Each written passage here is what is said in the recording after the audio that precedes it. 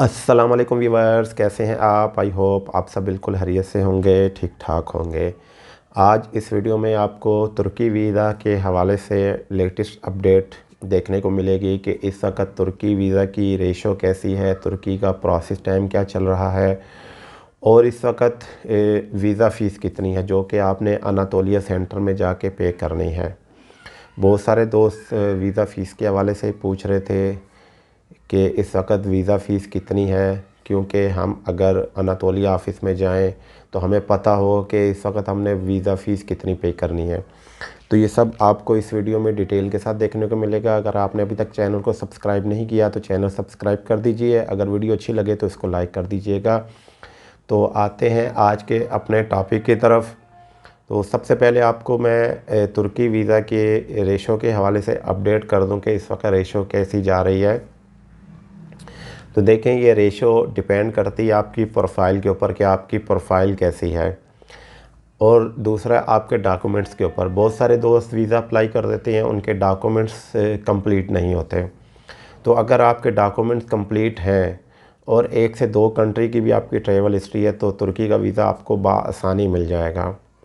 और अगर travel history नहीं भी है और आपके डॉक्यूमेंट्स कंप्लीट हैं, डॉक्यूमेंट्स में आपकी अगर बिज़नेस प्रोफाइल है तो उसमें आपका चैम्बर ऑफ कॉमर्स का सर्टिफिकेट बना हुआ हो, आपका एनटीएन सर्टिफिकेट बना हुआ हो जो कि तकरीबन 1 से 2 साल तो पुराना होना चाहिए, और 2 साल की तकरीबन आपके टैक्स रिटर्न्स होने चाहिए, और आपके बैंक स्टेटमेंट पर्सनल भी और बिज़नेस भी, तो ये दोनों आपकी बैंक स्टेटमेंट होनी चाहिए। और तकरीबन कम से कम इस वक्त 6 से 7 लाख आपके पर्सनल अकाउंट में बैलेंस, एंडिंग बैलेंस होना चाहिए।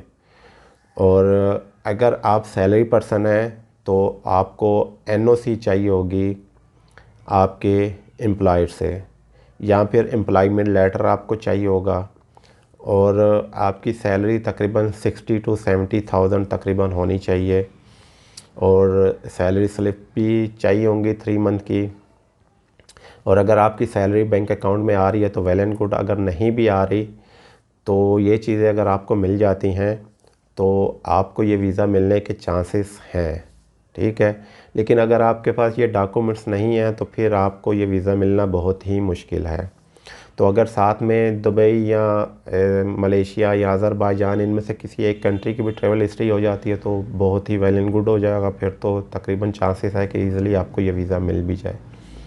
तो अगर प्रोसेस टाइम की बात की जाए तो इस वक्त प्रोसेस टाइम बहुत ही कम है, क्योंकि सर्दियां थी और वीज़ा फ़ीस भी इंक्रीज़ हो चुकी थी, जिसकी वजह से बहुत कम वीज़े अप्लाई हो रहे हैं। तो तकरीबन 5 डेज़ से लेकर 15 to 20 डेज़ तक ये आंसर आ जाता है। ज़्यादातर जो है 5 to 10 डेज़ में आंसर आ जाते हैं, प्रोफाइल के ऊपर होता है।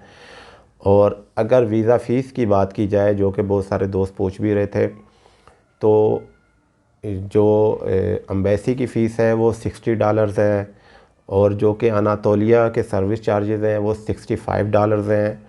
और इसके अलावा ट्रैवल इंश्योरेंस जो कि अब आपने अनातोलिया सेंटर में जाकर लेनी है, अनातोलिया का जो स्टाफ है वही आपको ट्रैवल इंश्योरेंस भी देगा, जो कि ज़रूरी है। तो ये कम से कम 3 मंथ की आपको लेनी पड़ती है। ये $45 की इस वक्त मिल रही है, जो कि काफ़ी एक्सपेंसिव है। तो ये तकरीबन $170 बनते हैं, जो कि इस वक्त के हिसाब से तकरीबन 50,000 तक बन रहे हैं। और डिफरेंट शहरों में टैक्सेस भी डिफरेंट है। तो तकरीबन ये आपकी 55,000 to 54,000 तकरीबन आपकी जो है चार्जेस बन जाते हैं, अगर आप सिंगल एंट्री वीज़ा अप्लाई कर रहे हैं और सिंगल पर्सन का। तो आप ख़ुद हिसाब लगा लें, अगर फैमिली का 3-4 पर्सन है और आप अगर ये वीज़ा अप्लाई करते हैं तो तकरीबन 2 लाख रुपए आपका बन जाता है। तो अगर ये वीज़ा अप्लाई करना चाहते हैं तो ये इसकी अपडेट है। तो मुझे इजाज़त दीजिए। अल्लाह हाफिज़।